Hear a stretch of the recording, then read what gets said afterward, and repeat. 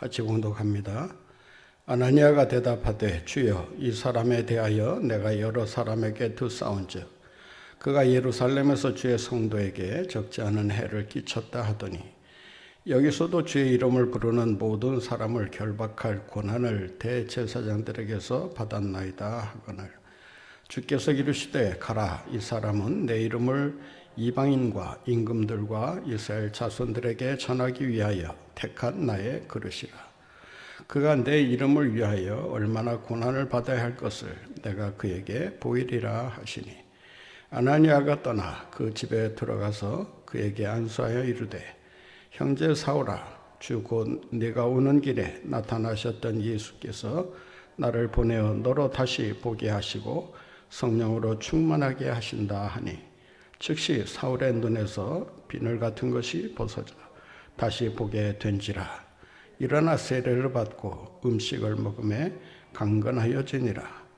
사울이 다메섹에 있는 제자들과 함께 며칠 있을새 즉시로 각 회당에서 예수가 하나님의 아들이심을 전파하니 듣는 사람이 다 놀라 말하되 이 사람이 예루살렘에서 이 이름을 부르는 사람을 멸하던 자가 아니냐. 여기 온 것도 그들을 결박하여 대제사장들에게 끌어가고자 함이 아니냐 하더라. 사울은 힘을 더 얻어 예수를 그리스도라 증언하여 다메섹에 사는 유대인들을 당혹하게 하니라. 아멘.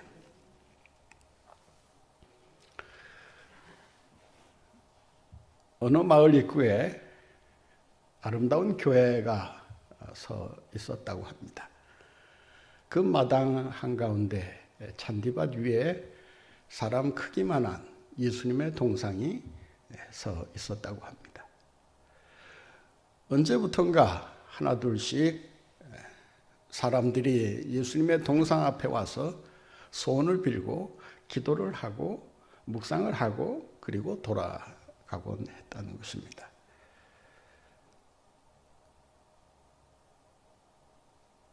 어느덧 많은 사람들이 예수님의 동상 앞에 모여들기 시작을 한 것입니다. 예수 믿는 사람이든 아니든 지나치는 나그네든 관광객이든 무슨 소문을 들었는지 그 동상 앞에 와서 기도를 했다는 것이죠. 그 이유가 뭔가 했더니 그 예수님의 동상 앞에 와서 소원을 아뢰고 기도하면 그 소원이 그 기도가 즉시로 응답된다. 이런 소문이 자자하게 퍼져 나갔던 것입니다. 이를 지켜보던 교회 문지기가 많은 사람들이 예수님의 동상 앞에 와서 소원을 빌고 하는 그 모습을 지켜보면서 내가 저 자리에 한번 있어 봤으면 얼마나 좋겠나. 이런 엉뚱한 생각을 했다는 거예요. 그래서 예수님에게 자기의 간절한 소원을 아뢰었다고 합니다. 예수님, 하루만이라도 좀 자리를 바꾸면 안 되겠습니까? 예수님이 교회 문지기로 계시고 제가 예수님의 동상을 대신해서 한번 서 있도록 해주시면 원이 없겠습니다. 처음에는 소원이 너무 가당치도 않다 이렇게 생각이 되셨는지 몇 차례 거절하다가 끈질기게 요구하는 이 문지기의 그 강청을 거절할 수가 없어서 그러면 딱 하루만 내가 자리를 바꿔주마. 그러나 단 지켜야 될 일이 있는데 이 약속을 반드시 지키겠다고만 하면 내가 소원을 들어주마. 그 약속이 뭡니까? 물어보니까 예수님께서 이렇게 말씀하셨다고 합니다. 거기에 서 있는 동안 많은 사람들이 와서 기도하고 또 나름대로 기도를 할 텐데 일체 본 것을 입 밖에 내지 말아라. 다시 말해서 결코 말을 해서는 안 된다. 이 약속을 지키겠다고 약속하면 내가 허락하마. 못 지킬 것도 아닌 것 같고 해서 제가 그렇게 하겠습니다. 대답을 하고 신나게 이제 예수님의 자리에 가서 서 있었다고 합니다. 아니나 다를까 한 사람이 자기 앞으로 오는데 말쑥한 시사복을 입은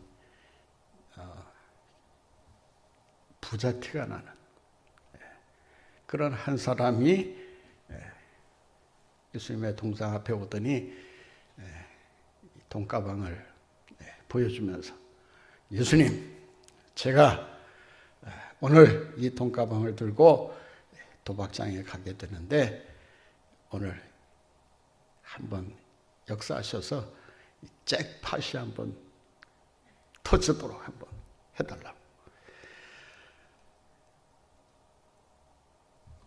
그 기도를 하고 이제 그 자리를 떴는데 이 사람이 가만히 그 사람이 있던 자리를 보니까 그 옆에 그 돈가방을 그대로 놔두고 떠났다는 것을 발견하게 됩니다. 그래서 떠나가는 그 사람을 불러서 돈가방 챙겨가라고 말을 할까 하다가 말을 하지 말라는 예수님의 말씀이 있어서 꼭 참고 그냥 지켜만 보았다고 합니다. 두 번째 사람이 와서 소원을 아뢰는데 눈물을 펑펑 쏟으면서 예수님에게 하소연을 하더랍니다. 예수님, 제 아내가 지금 죽게 생겼는데 이 아내를 고치려면 큰 돈이 필요합니다. 좀 어떻게 이 문제를 좀 잘 해결해 주시면 감사하겠습니다. 그리고 눈을 떠서 보니 그 앞서 그 도박장에 가려는 그 부자가 놓고 간 가방이 눈에 들어온 거예요. 그 어떤 가방인가 해서 열어보니까 아니나 다를까 가방 안에 그냥 현찰이 그냥 수북히 쌓여 있었던 것입니다. 예수님께서 이런 식으로 내 기도를 들어주시는가 보다. 그래서 감사합니다 하고 돈가방을 들고 이제 돌아갔다는 거예요. 그 세 번째 젊은 사람이 왔는데 이 젊은 사람은 이제 기도하고 바로 배를 타기 위해 이제 항구로 이제 떠나야 되는 그런 상황에 있었던 것입니다. 그러니까 자기가 타고 있는 배가 안전하게 목적지까지 다다를 수 있도록 지켜달라고. 말하자면 자기의 안전을 보장해달라는 이런 기도를 하고 있었던 것입니다. 그런데 앞서 처음 왔던 부자가 돈가방을 찾으러 헐레벌떡 이제 기도하고 있는 곳으로 뛰어온 것입니다. 그런데 아무리 둘러봐도 돈가방은 보이지 않고 젊은 청년이 기도하고 있는데 아무리 생각해도 자기가 갔다 온 지 얼마 되지 않았기 때문에 저 청년이 뭔가 돈가방을 숨기거나 처분을 했을 것이다. 이런 생각을 하고 이제 청년의 멱살을 잡고 내 돈가방 내놓으라. 어디다 숨겼느냐. 닭달질을 하면서 계속 추궁을 했다고 합니다. 아닌 밤중에 홍두깨라고 느닷없이 봉변을 당하게 된 이 젊은 청년이 나는 그런 짓 한 적이 없다. 나 지금 배 타러 지금 바로 가야 되는데 이렇게 붙잡고 얘기할 시간 없다. 근데 부자가 놔주지를 않는 거예요. 경찰서 가자. 그래서 막 옥신각신하고 있는데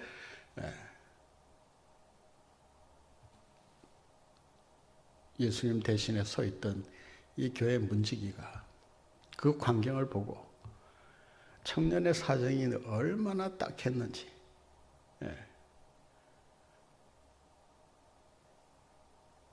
일어난 일을 차종치종 이제 얘기하기 시작을 한 것입니다. 돈가방은 그 두 번째 온 농부가 자기 아내를 고치기 위해 가져갔다. 그러니 그 농부를 찾아서 돈가방을 다시 찾으라.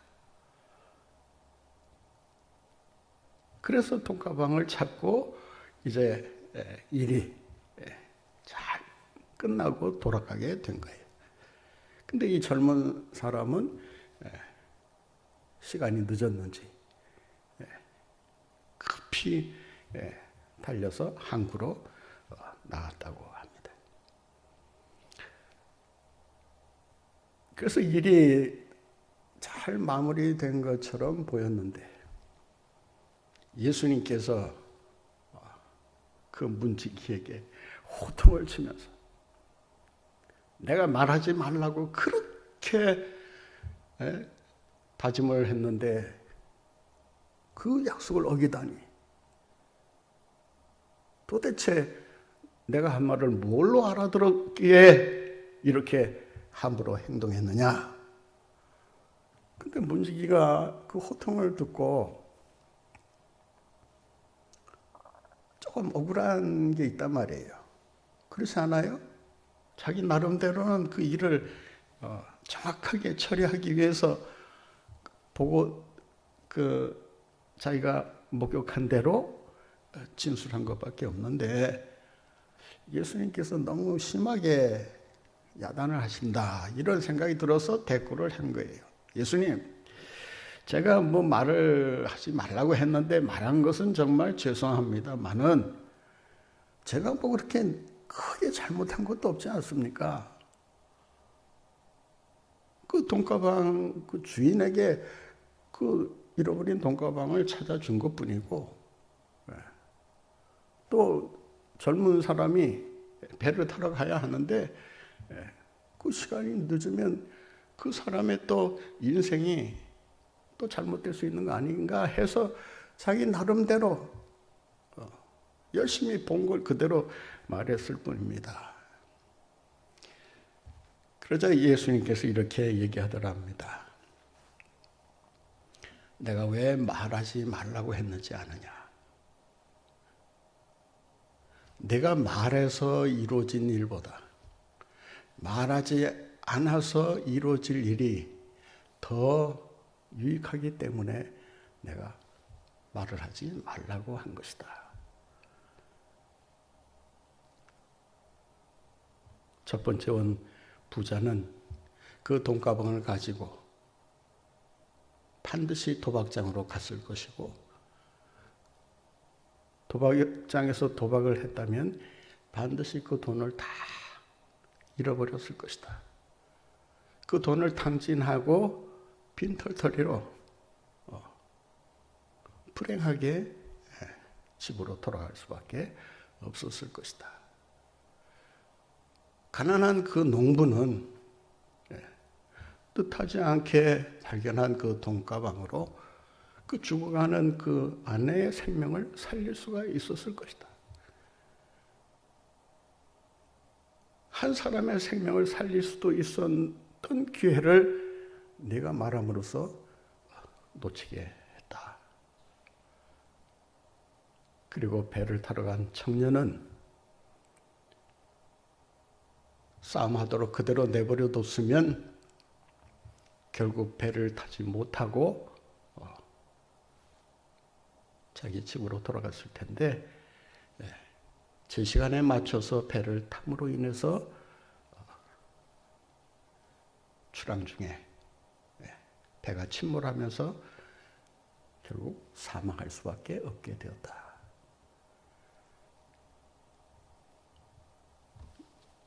이 이야기가 우리에게 주는 소중한 교훈이 하나 있습니다. 사람의 계획과 하나님의 계획은 전혀 다르다라고 하는 것입니다.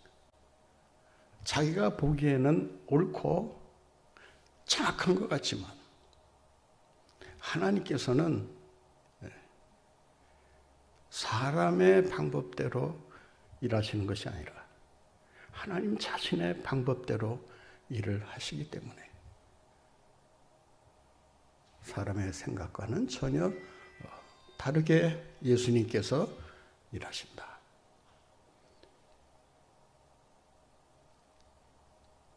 하나님께서 우리의 길을 막으시는 것도 이유가 있어서 막으시는 것이고, 길이 형통하게 열리게 해주시는 것도 하나님의 뜻이 계셔서 열리게 해주시는 것이고, 고난을 만나게 하시는 일도 하나님께서 뜻이 계셔서 고난을 만나게 하시는 것이다. 그 인생이 평탄하면 평탄한 대로 하나님께서 그 평탄한 길을 가게 하시는 이유가 반드시 있다라고 하는 것입니다. 우리는 바울의 회심 사건을 통해서 바울의 계획과 목적대로 그대로 이루어졌다면 상황이 어떻게 바뀌게 되었을까? 만약 하나님께서 다메섹으로 씩씩거리면서 살기 등등해서 교인들을 잡아 오게 가두려는 이 바울의 행동을 하나님께서 다메섹 도상에서 급제동시키지 않으셨다면 과연 무슨 일이 벌어졌을까?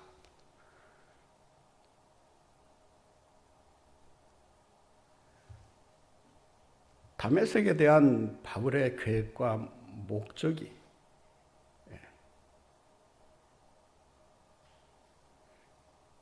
하나님 보시기에는 큰 불행을 자초하게 될 그러한 일임을 아셨기에 다메섹으로 가는 그의 행동을 멈추게 하시고, 심지어 강한 빛을 쬐게 하셔서 일시적으로 눈이 멀도록, 앞을 보지 못하도록 하나님께서 그의 길을 막으셨다라고 하는 것입니다.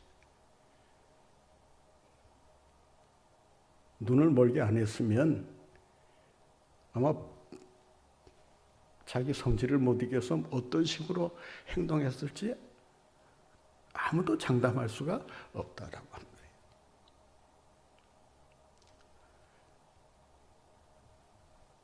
그는 다메섹에서 경험한 그 하나님 체험이 그의 삶에 있어서 엄청난 충격으로 다가왔을 것입니다.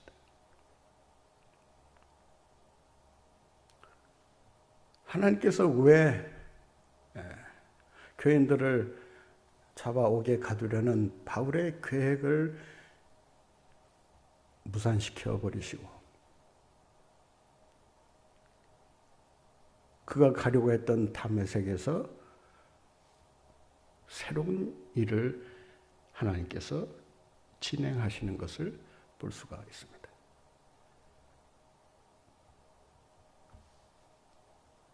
다메섹에 대한 바울의 계획과 목적하고 예수님께서 하나님께서 다메섹에 대해 가지고 계시는 계획과 목적하고 전혀 그 내용이 다르다는 것을 알 수가 있습니다. 바울은 잡아 죽이려 간 것이고 예수님은 잡아 죽이려 가는 바울을 강권적으로 붙잡으셔서 그를 복음의 사자로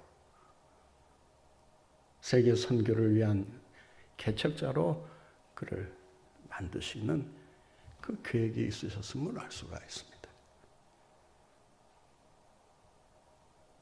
여기는 바울의 어떤 개인적인 의지나 생각이나 주장이나 고집이 통하지를 않습니다. 이 일은 전적으로 바울의 의사하고는 상관없이 바울의 주장하고는 전혀 다른 방법으로 하나님께서 사울을 택하시고 부르시고 사용하시는 것을 보게 됩니다.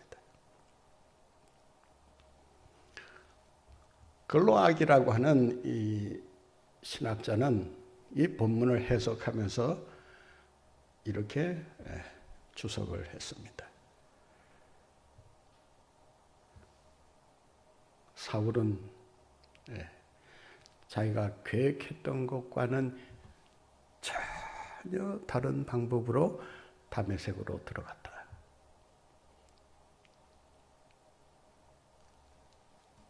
그가 계획했던 것하고는 전혀 다른 방법으로 하나님께서 다메섹으로 그를 들여보내셨다라고 하는 것입니다.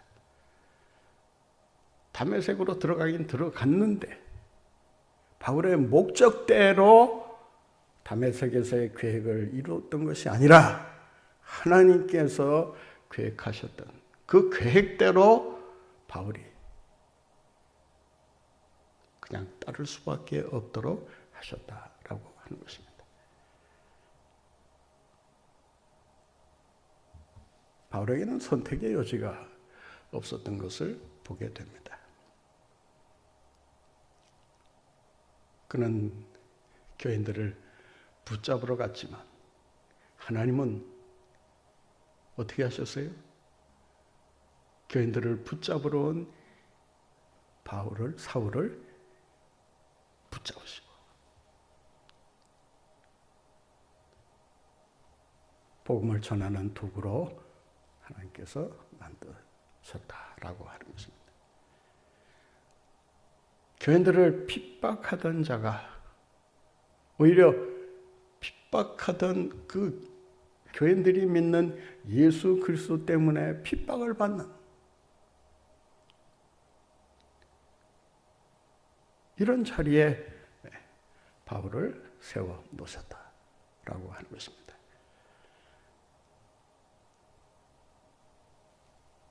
교인들을 체포하기 위해서 체포영장을 가지고 기세등등하게 다메섹으로 갔지만 교인들을 체포한 것이 아니라 하나님께서 체포영장을 가지고 누구를? 사울을 체포하셨다는 것입니다. 하나님에 의해 체포당하는 이런 경험, 이걸 신적 경험이라고 우리가 이야기를 합니다. 사울은 다메섹에서 이 경험을 함으로써 자신의 일생에 엄청난 변화를 가져오게 됩니다. 한 사람의 회심이 장차 세계를 뒤바꾸는 그 계기가 될 줄은 아무도 상상하지 못했다라고 하는 것입니다. 오직 하나님만이 이 모든 일을 계획하시고 하나하나 준비하셨다가 그 계획대로 사울을 인도하시고 계신다라고 하는 것입니다. 이미 하나님은 사울의 전생에 대한 계획을 처음부터 끝까지 다 세워놓고 계셨던 거예요. 오늘 본문 말씀에 보면 예수님께서 아나니아에게 뭐라고 말씀하시는가 하면 장차 저 사울을 이렇게 사용할 것이다. 이런 사명자로 저를 세워서 쓰실 것이다 라고 하는 그의 미래에 대한 약속을 말씀하실 뿐만 아니라 예수님을 위해서 그가 어떤 고난을 받게 될 것인가까지도 내가 그에게 다 보여줄 것이다.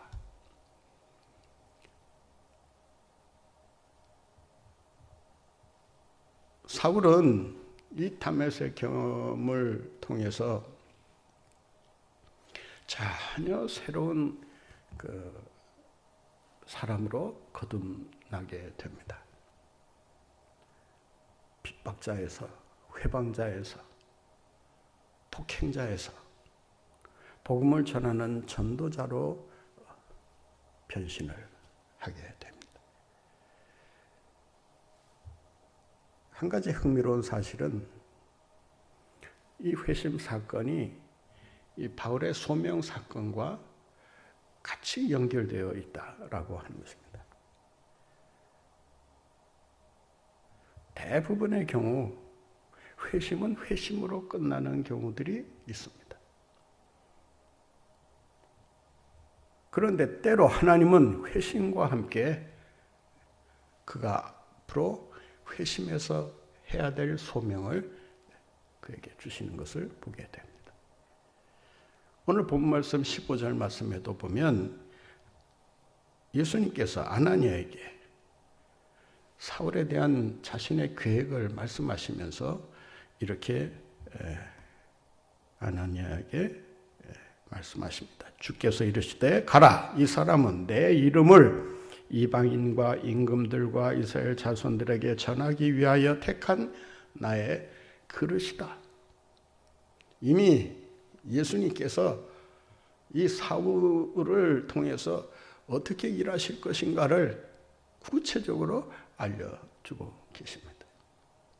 이방인의 사도로서 뿐만 아니라 이스라엘 자손들의 구원을 위해서 복음을 위해 헌신할 사람으로 하나님께서 이미 그를 그릇으로 택하셨다. 사울은 나의 도구다. 그러니 잔소리하지 말고 내가 하는 대로 사울에게 찾아가서 안수해서 그의 눈먼 것을 뜨게 하고 그리고 성령 충만함을 받도록 그를 위해 기도해라. 그가 기도할 때 비늘이 벗겨졌다라고 성경은 기록하고 있습니다. 그의 회심이 가져오는 새로운 변화 중에 하나가 비늘이 벗겨지는 변화라고 하는 것입니다.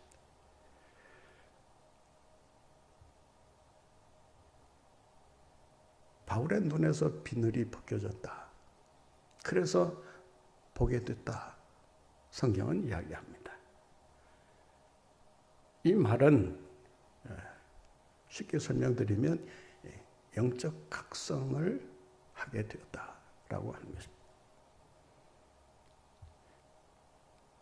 전에는 알지 못했던, 눈이 멀어서 보지 못했던 것을 이제 눈을 뜨고 보게 되었다. 영적인 지식이 생겨났다라고 하는 것입니다. 본 말씀 18절 말씀 같이 볼까요? 거기 보면 즉시 사울의 눈에서 비늘 같은 것이 벗어져 다시 보게 된지라.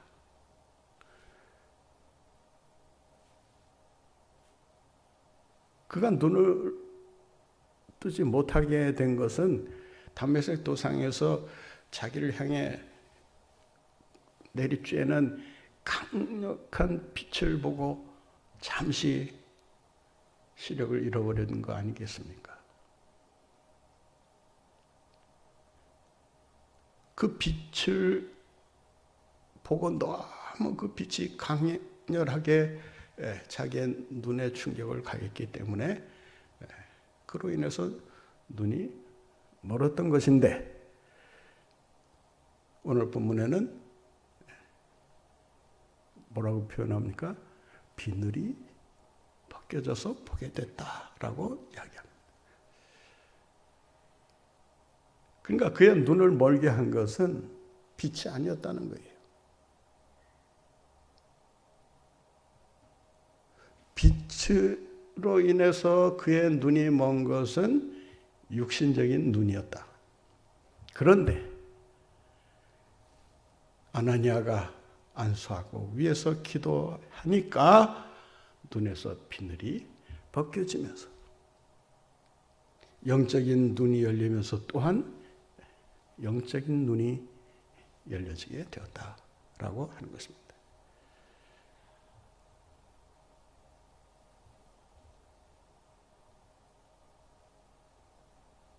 우리가 예수님을 믿고 진정한 회심을 체험하게 되면 이러한 영적 각성이 반드시 일어나게 되어 있습니다. 육신의 눈이 열리는 것도 놀라운 기적이지만 육신의 눈이 열렸는데 영적인 눈이 열리지 않았다. 이거는 영적인 의미에서 보면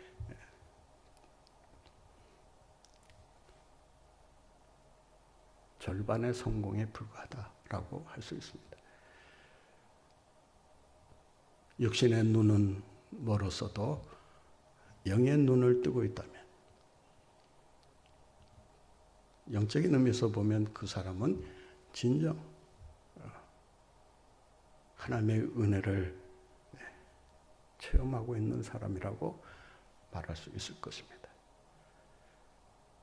따라서 우리가 경험해야 될 기적은 육신의 눈이 밝아져서 멀리 보기도 하고 가까운 것을 똑똑히 볼 줄 아는 시력이 좋아지는 이런 기적도 필요하지만 그 기적보다 훨씬 더 100배, 1000배나 더 중요한 기적은 우리의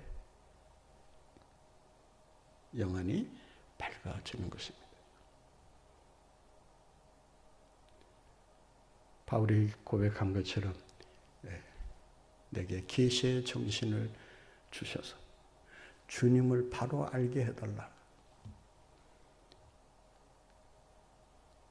영적인 눈이 열리지 않으면 두 가지를 볼 수 없게 돼요. 하나는 자신이 누군가를 못 보게 돼요. 두 번째는 하나님이 누군가를 알 수 없게 됩니다.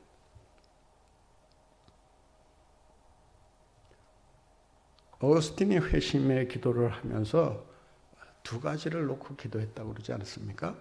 하나님, 제발 내가 누군가를 알려주시기 바랍니다. 내가 누군가를 알려주시고 또 하나님이 누구신가를 알려주시기 바랍니다.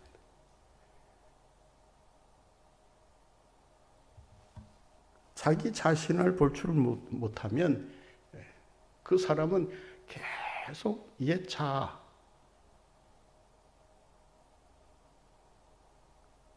자기의 그 세상적으로 그 살아가던 육적인 자아밖에 보이지를 않게 됩니다. 그 자아가 주님이 새롭게 창조하시는 새 피조물로서 바뀌어야, 그래야 진정한 의미에서의 믿음 있는 삶을 살아갈 수 있게 되는 것입니다.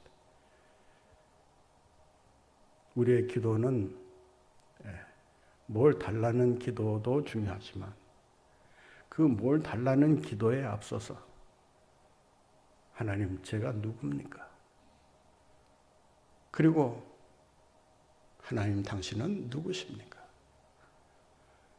이 지식이 분명해야, 그래야 그 지식을 기초로 해서 드리는 기도가 주님의 마음에 합당한 기도가 될 수 있다라고 하는 것입니다.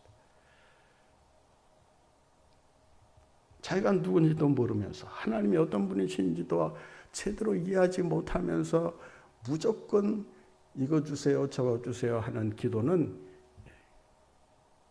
어떤 의미에서는 맹목적인 기도가 될 수밖에 없습니다. 좀 심하게 말씀하면 미신적인 기도라고 밖에는 말할 수 없는 거예요.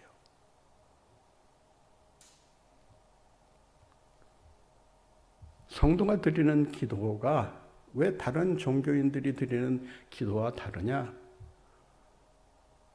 다른 종교인들이 드리는 기도는 그 대상이 누군가를 모르고 하는 기도입니다. 자신이 누군가를 제대로 깨닫지도 못한 상황에서 자기 욕심대로 구하는 기도가 대부분이에요. 그러나 믿는 사람들의 기도는 자기가 누군가를 알고 하나님이 어떤 분이신가를 알고 기도하기 때문에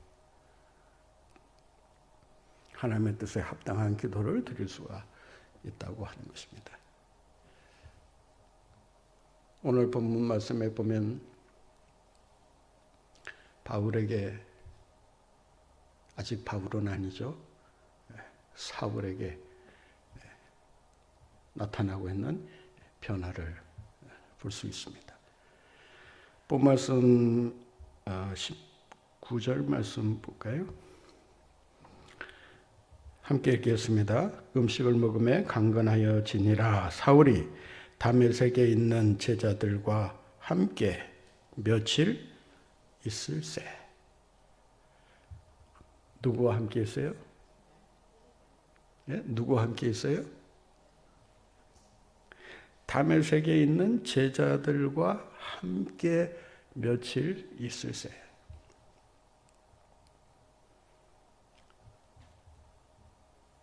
이 소속의 변화가 아주 중요한 변화 중에 하나라는 것을 알아야 합니다.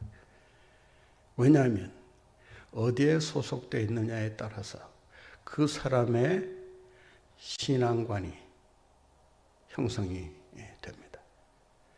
그 사람의 신앙의 정체성이 그 공동체 안에서 만들어지게 돼요. 무슨 말인가 하면 여러분들이 어느 교회를 택했다. 그러니까 동네 중앙교회를 택해서 여기 온 거 아니겠습니까? 여러분이 동네 중앙교회를 택하고 이 교회를 내가 뭐 언제까지인지는 알지 못하겠지만 하나님께서 섬기라 하실 때까지는 내가 이 교회를 다니겠다. 그래서 여러분들이 이 교회에 오셨다면 이 동네 중앙교회 안에서 신앙생활하는 동안 동네 중앙교회가 가지고 있는 물을 먹게 돼요. 그리고 영적인 음식을 먹게 됩니다.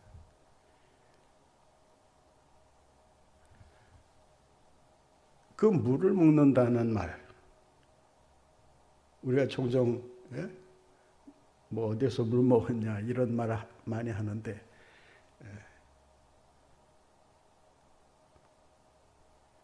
내가 하버드에서 물을 먹었다. 어떤 목사님이 하버드 그 대학교를 방문하면서 그 음수대라고 하나요? 그 이렇게 다니다 보면은 그 길가에 이렇게 세워져 있는 그 물 마시는데 거기서 물 마시고 와가지고서는 내가 그래도 하버드 물 먹은 사람이야. 아주 자랑을 하더라고. 예. 어느 교단에서 물 먹었느냐 참 중요해요. 여러분이 만약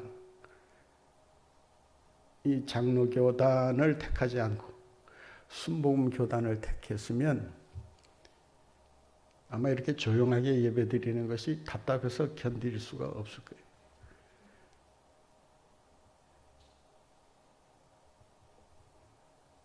이 순복 다니던 분들이 이 장로교 오면 참 뭐라 그럴까요? 그냥 손발이 근질근질해서 견디기 어렵다. 뭐 아멘을 제대로 하게 하나? 예? 뭐 할렐루야 하면 또 할렐루야 한다고 뭐라 그러질 않나?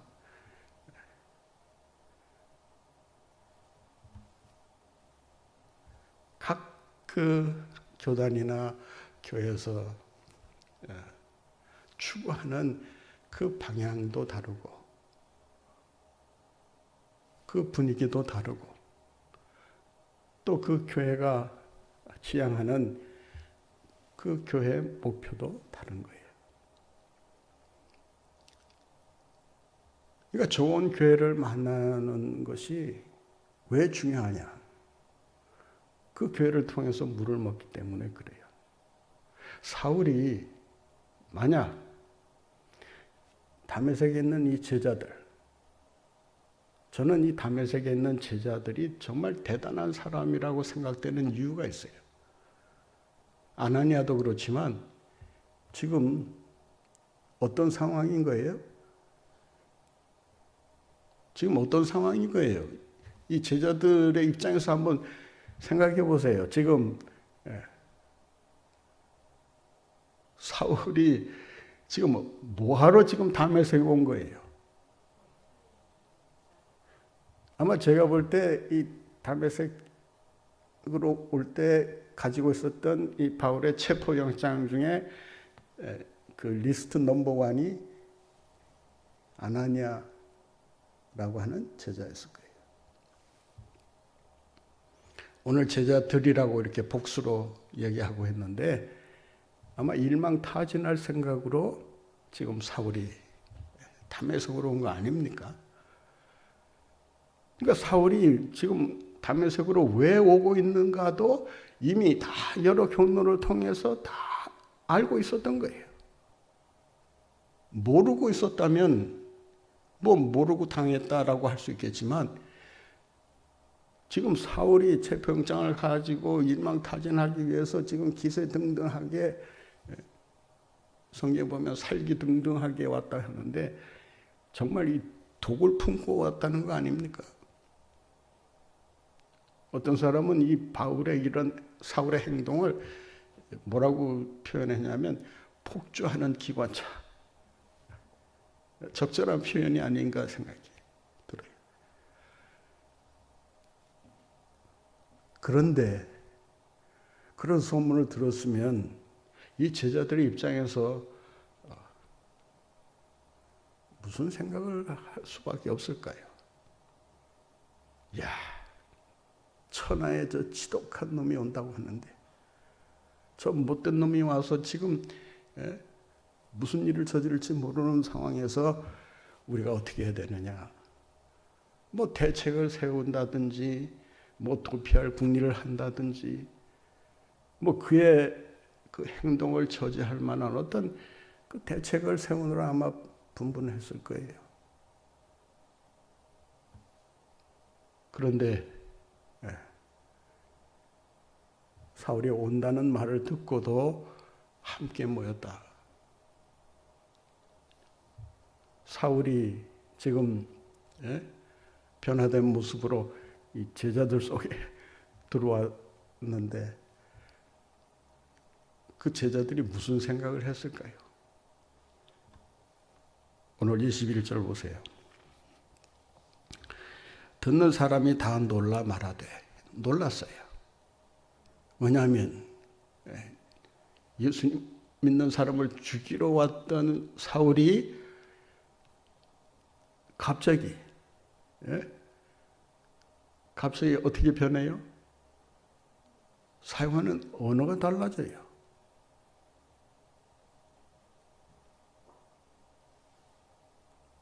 20절에 보면 즉시로 각 회당에서 예수가 하나님의 아들이심을 전파하니.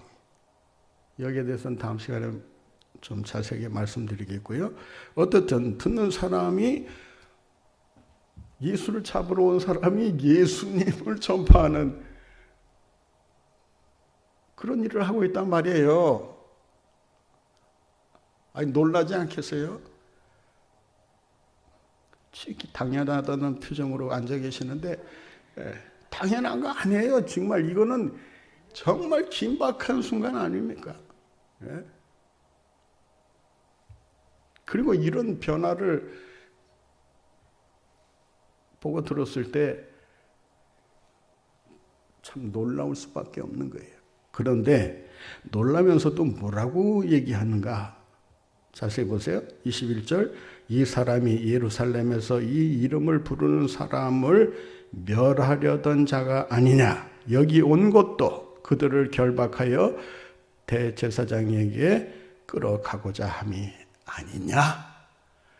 그러니까 예수를 전파하는 걸 보니까 뭔가 달라졌다는 것을 느끼긴 하겠는데 술수 부리는 거 아니냐. 그런 뜻이에요. 믿을 수 없다. 그래서 제자 공동체로부터 거리를 두게 됩니다. 다음 시간에 나오는데 그런 과정 속에서 사울이 바울로 바뀝니다. 사울이라고 하는 이름을 바울로 개명한 것이 아닙니다. 사울이라고 하는 이름은 히브리식 이름이에요. 본래 태어날 때 부모로부터 물려받은 이름입니다. 바울은 로마 시민권을 취득하면서 로마식 이름으로 아마 시민권에 기록을 했을 것입니다. 이름의 변화에 대해서 뭐 이러니 저러니 많은 이야기를 합니다만은 저는 당시에 그 문화라든지 그 행정 절차라든지 이런 것을 미뤄봤을 때 다메섹 이전까지는 사울이라고 하는 이름으로, 그런데 다메섹 경험을 통해서 이제 이방인의 사도가 되게 할 것이다 라고 하는 주님의 소명을 듣고 나서부터 로마식 이름을 사용하기 시작하지 않았나. 물론 사울의 회심을 극적으로 표현하기 위해서 이름까지 바꿨다, 뭐 이렇게도 말할 수 있겠습니다만은 어떻든 사울이 바울로 변화되는 이 과정 속에서 그의 소속이 바뀌면서 더 나아가 그의 신학이 바뀝니다. 굉장한 변화입니다. 여러분의 신앙이 신앙으로만 끝나서는 그 신앙이 성숙한 신앙에 이르기가 어렵습니다. 여러분의 신앙이 신학화되는 이 과정을 거쳤을 때 비로소 확고한 신앙을 가지고, 오늘 본문에 보니까 22절에 사울은 힘을 더 얻어, 이 힘을 더 얻어라고 하는 말은 힘을 더 얻었다 그 말이에요. 힘을 얻었는데 그 힘에 더 큰 힘을 얻어서 어떻게 했다고요? 예수를 그리스도라 증언했다. 더 나아가 어떤 결과가 나타났느냐? 아주 놀라운 본문이 기록되어 있습니다. 22절 후반절 보세요. 다메섹에 사는 유대인들을, 그리스도인들이 아니고 그리스도를 모르는 유대인들을 어떻게 했다고요? 당혹하게 하니라. 이 당혹하게 한다라는 이 단어의 번역은 예전 번역을 보면 굴복하게 하니라 이렇게 되어 있습니다. 그러니까 더 이상 사울을 당하지 못하도록 하나님께서 바울을 강권적으로 사용하셨다라고 하는 것입니다. 사랑하는 성도 여러분, 우리가 예수 그리스도를 만나는 회심의 경험도 있어야 되지만 회심의 경험과 함께 소명의 경험을 좀 같이 체험했으면 하는 그런 바람이 있습니다. 그 소명이라고 하는 것은 뭐 목회자가 되고 뭐 선교사가 되고 뭐 복음의 전도자가 되라는 그런 소명만 소명이 아니고 여러분이 있는 곳에서 평생 이 일을 위해 내가 주님을 위해 살겠습니다 라고 하는 그 소명이 있을 때 여러분의 삶이 더 풍요로워지고 더 복되고 더 영광스럽게 될 줄로 믿습니다. 날마다 주님 안에서 승리하시는 여러분들 모두가 되시기를 바랍니다.